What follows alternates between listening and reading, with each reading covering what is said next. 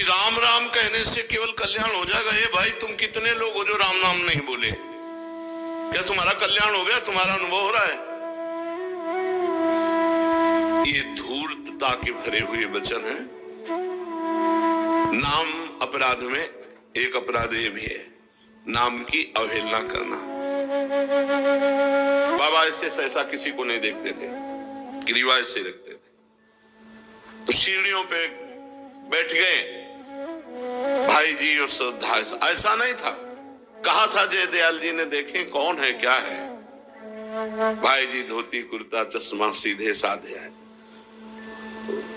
बाबा ने नेत्र उठा के नहीं देखा, चरण ऐसे इस पर, हनुमान प्रसाद पोद्दार आपके चरण छू रहा है। सन्यासी रूप में बाबा जी भी चरणों में स्पर्श किया। खत्म हम ब्रह्मास्मि। ब्रजेंद्र नंदन सामने आंख खोल के भाई जी को देखा है। तो बाबा ने कहा ये तो संग का असर होगा। अब हमको यहाँ नहीं टिकना, यहाँ कीर्तन हो रहा है, हमको दूर कहीं वास दो, अभी हम रुकेंगे यहाँ पर दूर वास दूर। हाँ जैसी व्यवस्था। भाई जी ने कहा कहाँ जाओगे दूर बच करके, संक्रामक रोग है चढ़ गया तुम्हारे ऊपर। बड़ी कृपा। कितने ऐसे दाता देखे गए है जो दे करके गर्व करते हो। ये पैर छू के दे दिए, पैर छू के। दाता तो पैर छुआ के देते, और ये दाता पैर छू के दिए। सच्ची ये नाम का। भाई जी इतनी ऊंची स्थिति के महापुरुष, लेकिन प्रारंभ कहां से साधना हुई? खूब अच्छे से जो उनके जीवन चरित्र को पढ़े, जब नजर कैद थे वही नाम शुरू किया। नाम से पूज्य राधा बाबा को लगा कि यहाँ का वायुमंडल भक्ति परक है, नाम कीर्तन चल रहा है। अब उनके अंदर चलने लगा वही नाम। बहुत काटा, बार बार काटते, अपना चिंतन आता ही नहीं। वही नाम, वही सामने ब्रजेंद्र नंदन ललित त्रिभंगी। हार गए बाबा, हार गए, जीत गए नाम महाराज, और अंदर नाम चलने लगा।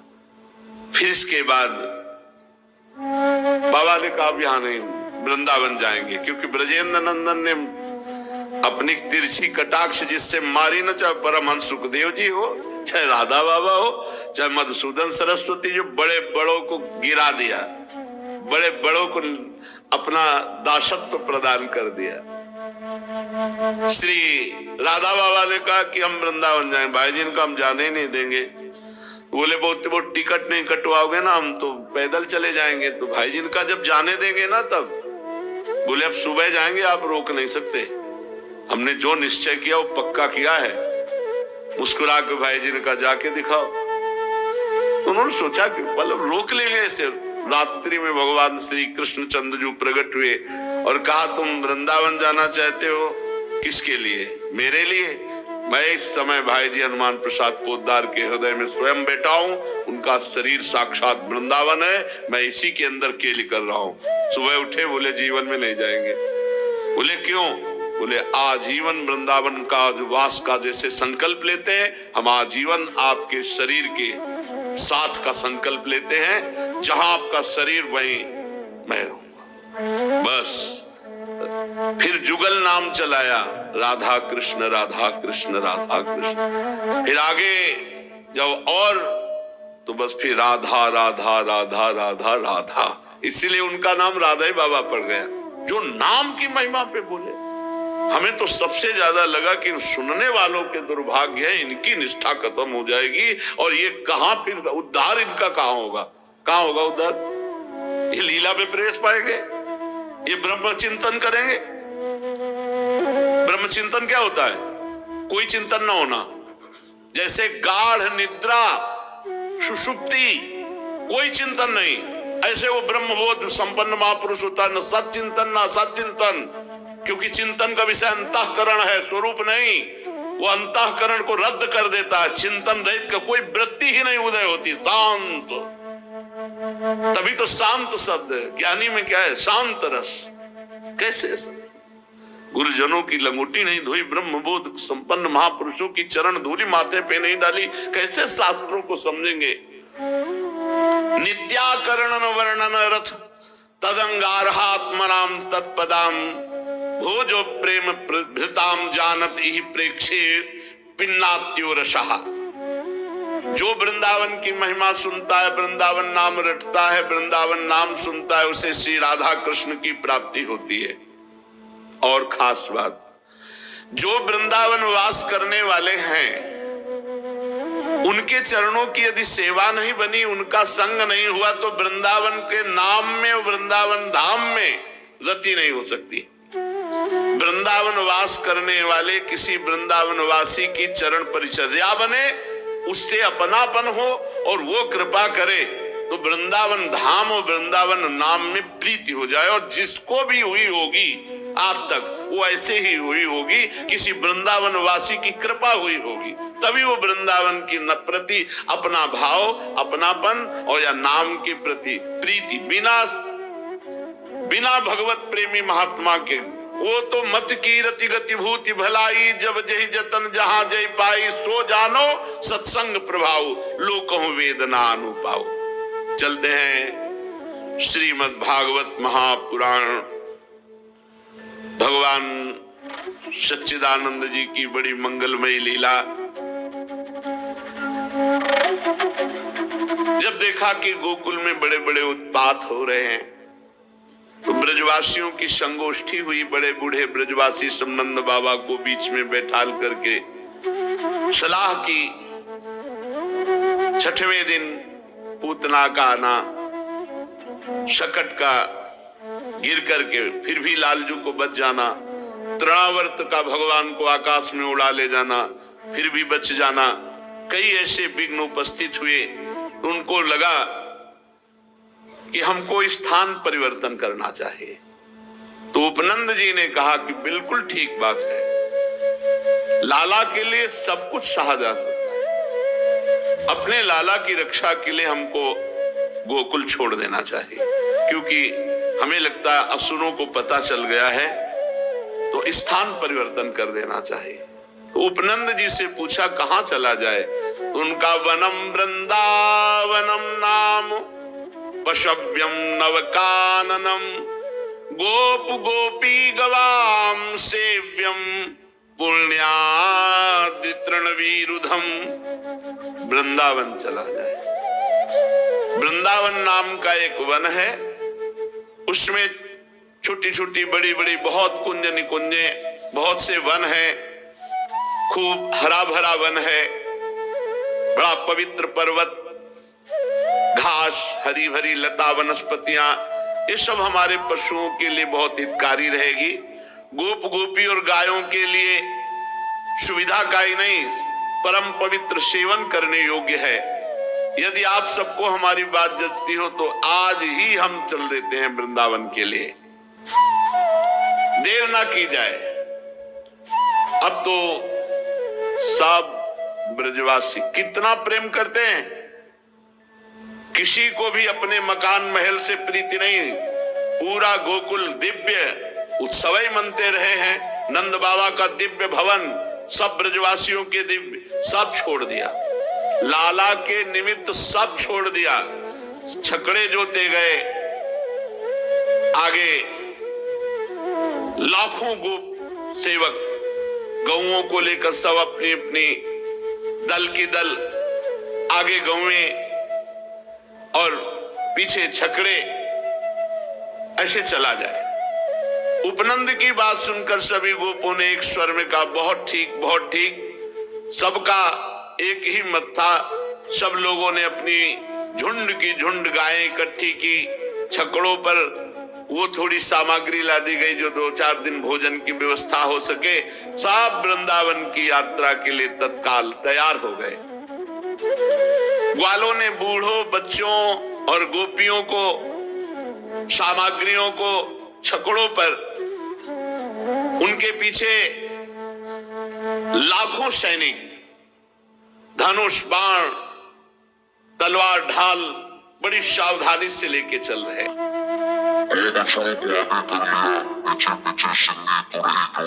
जाते हुए चले तो ब्रजवासी ब्राह्मण भी आगे वेद मंत्र उच्चारण करते हुए चल रहे हैं। कितना प्यार है प्रभु से, सब घर मकान सुविधा सब छोड़ दी, वृंदावन के लिए चल पड़े। ये ब्रजवासी जैसे कौन प्रभु को प्यार करेंगे। गोपियां नवीन नवीन वस्त्र धारण करके गले में सब आभूषण धारण किए हुए स्वर्ण आदि रत्नों के रथों पर सवार हैं और वो सब भगवान श्री कृष्ण के प्रेम में डूबी हुई है, उनकी लीलाओं का गायन करती हुई जा रही। यशोदा रानी रोहिणी जी भी वैसे ही सज धज कर अपने प्यारे पुत्र श्री कृष्ण और बलराम को एक छकड़े पर विराजमान करके दोनों बालकों की बातें सुन सुन करके अघाती नहीं और सुनना चाहती हैं। भगवान श्री कृष्णचंद्र जो पूछते हैं, माता क्वानु खलु गच्छन्तः स्मः, मैया ये हम लोग कहां जा रहे हैं। मैया उत्तर देती, पुत्रो वृंदावन नामानि वन धामानि, मेरे लाला वृंदावन नामक एक वन है, उस वन भूमि में जा रहे हैं। श्री कृष्णचंद्र जी आश्चर्यचकित होते हुए बोले, कदा सदन मायास्यामः, तो हम घर कब लौटेंगे। पुत्र के इस प्रश्न पर यशोदा मैया कहती है, वत्सास मदनुसंगत एव संगच्छमानम तदास्ते। वत्स, अब हम लोग घर नहीं लौटेंगे, अब हम वृंदावन में ही वास करेंगे। जब रथ सघन वन के पथ से जाने लगता है, उस समय जननी एवं पुत्र का मनोहर संवाद सुनने योग्य है। जानकर अनजान बने हुए भगवान श्री कृष्णचंद्र जी अबोध शिशु की भांति प्रश्न पर प्रश्न करते जा रहे हैं और मैया भी हंस हंस कर उत्तर दे रही। कोशौ वृक्षा समन्ताद निश्चल दलहा पिप्पला कोंड कोटिम सूते सोदुम्बराख्यः काहि घन जटा व्याप्त मूर्तिर्वटः सा। श्री कृष्ण ने पूछा, ये कौन सा वृक्ष है मैया। मैया के वृक्ष है श्री कृष्ण, ये कोटि अंडों को प्रसव करके अंगों में लपटाए हुए कौन सा वृक्ष है। जननी ने कहा कि सोदुम्बराख्यः, ये गूलर वृक्ष है, गूलर में फल लगे रहते ना, गूलर फल है। श्री कृष्ण ने कहा, ये जो बड़ी बड़ी जटाएं रखे हुए वृक्ष है, ये कौन सा वृक्ष है। घन जटा व्याप्त मूर्तिर, तो बोले वटः सा, ये वट वृक्ष है।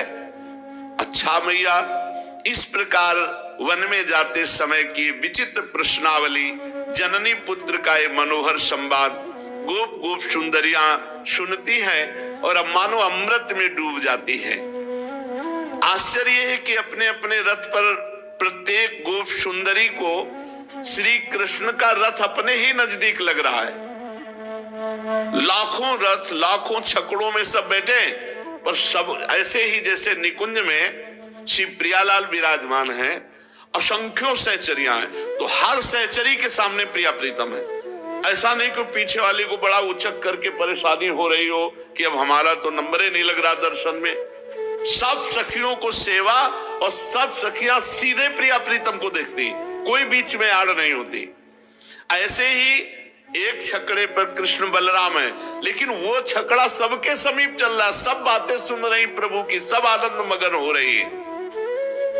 आगे बढ़े तो चित्रा कोयम मयूरः कहा मृदु कुहु गायकः, बोले कोकिलाख्याः को वक्तुम वष्टिवाणीम नरवदपि शुकः पुष्पापः कस्य भृंगः। मैया, ये रंग बिरंगा पक्षी कौन है। लाला, ये मयूर है। अच्छा मैया, तो ये कुहू कुहू कर बहुत मधुर गाने वाला कौन है। बोले ये कोयल है, ये कोकिल नाम का पक्षी है। ये ठीक मनुष्यों की भांति वाणी में बोलने में कौन समर्थ है। तो बोले शुक सारिका है, ये पुष्पों का पराग पीने वाला कौन है? इसे भ्रमर कहते हैं। ऐसे कृष्ण बलराम बातें करते हुए जो देखते हैं मैया से प्रश्न करते हैं। सब आ गए श्री यमुना जी के पावन तट पर। मैया नीलमणि श्री लालजू को कलेवा कराती है,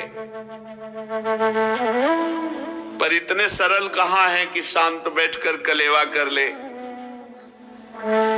कभी कलेवा करते भाग पड़ते हैं किसी वृक्ष की तरफ, किसी पशु पक्षी की तरफ। मैया फिर पकड़ के लाती है। बहुव्यंजन बहुभांति रसोई, सट रस के परकार, शूर श्याम हलधर दो भैया, और सखा सब ग्वार। भाग क्यों पड़ते? सब सखाओं को बुला लिया, फिर एक साथ बैठकर भगवान भोग आरोग रहे हैं। सकट ऐसे मंडलाकार खड़े किए गए हैं और बीच में सब बड़े सुंदर सुंदर शिविर कपड़े के ऐसे, जिनमें सब शयन कर सके। सकट समूह क्रमशः कालिंदी यमुना जी के तट पर ऐसे लगाए गए मानो कोई पहाड़ हो, श्रेणीबद्ध यमुना के तट पर। क्योंकि सब नवीन नवीन भी गोप बालक हैं, कोई जंगली पशु ना आ जाए। और हजारों सैनिक, लाखों की संख्या में धनुष बाण तलवार ढाल लिए हुए सकट के पहले वो खड़े हुए हैं।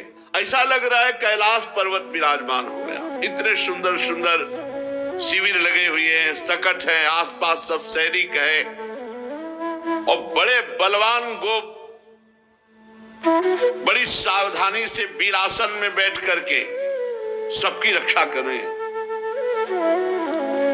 ऐसा प्रतीत होता है मानो सैन्य बल ही मूर्तिमान विराजमान हो। आकाश से भी कोई नहीं आ सकता, पृथ्वी की तरफ से भी कोई आक्रमण नहीं कर सकता। ऐसे वीरासन में बैठे हुए दिव्य धनुष बाण लिए हुए सब सावधान हैं। यमुना पार होने की व्यवस्था के लिए पहले ही नावों की व्यवस्था की गई है। बाबा ने पहले से व्यवस्था रखी। अब रात में सब वहां शयन कर रहे हैं। 4 पहर विश्राम किया। चारों ओर वस्त्रों के जो गृह तंबू हैं, अग्नि चंदोए हैं, सब सुंदर सुंदर दुग्ध फेन की तरह गद्दे तकिया, सब राजसी व्यवस्था, मानो वस्त्रमयी पूरी हो। बाबा के सब ब्रजवासी और गायें जो छकड़े के अंतर्गत शिविर हैं उनमें तो सब जन है। और एक और सैनिकों की व्यवस्था की गई जो रथों के द्वारा घेरे गए, उनमें गाओ लाखों करोड़ों गौएं। यत्रादौ प्रथमागतः कतिपय तस्थौ गवाम संहति, तत्रैव क्रमतः समेत सनकर वृद्धिम प्रयांतिम तथा। अब यहाँ गौ दोहन उतने जितने से प्रयोग हो जाए, क्या सब बछड़े पिए? क्योंकि दही जमाना मंथन करना ये तो सब रास्ते में थोड़ी हो सकता है। मत गयन साण, वो तो अपनी पैरों से, और फिर रमाना, बलि, सब ये साण आदि बछड़े आदि ये बड़े बलवान हैं। वृद्ध वो बड़ी सावधानी से उतना ही दूध निकाला जो पूरी समाज को। ब्रजेंद्र, उपनंद, अभिनंद, सनंद, नंदन ये विशिष्ट हैं, पूरी मुखिया हैं ब्रजमंडल के। ये सब निरीक्षण करने में लगे हो, किसी को कोई परेशानी तो नहीं है, किसी को कोई आवश्यकता हो, ऐसे। अब यमुना जी में सहस्त्रों नावें इकट्ठा कर ली गई। आदेश हुआ नंद बाबा का, तो पहले से व्यवस्था थी। श्री यशोदा मैया ने प्रातःकालीन श्री बलराम जी को, श्री कृष्णचंद्र जी को और सब छोटे छोटे जो भगवान के सखा हैं सबको बाल भोग मिष्टान आदि पवाया और गोद में ले लेकर के सब नाव में बैठ जाते हैं। ब्रजेश्वरी श्री रोहिणी जी श्री कृष्णचंद्र जी को एवं यशोदा मैया बलराम जी गोद में लेकर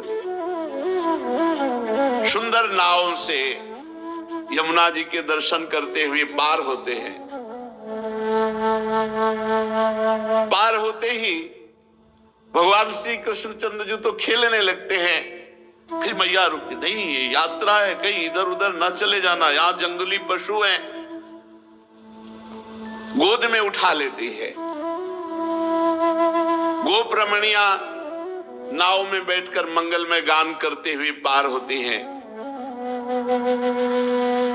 फिर समस्त वृद्ध वृद्ध के जो गोपजन हैं उनको, जवान जवान गोपजन सब गौओं को यमुना जी ऐसे ही गौएं तैरना जानती है, चाहे छोटा बछड़ा भी वो भी तैरना जानता है। सब गौएं पार की गई।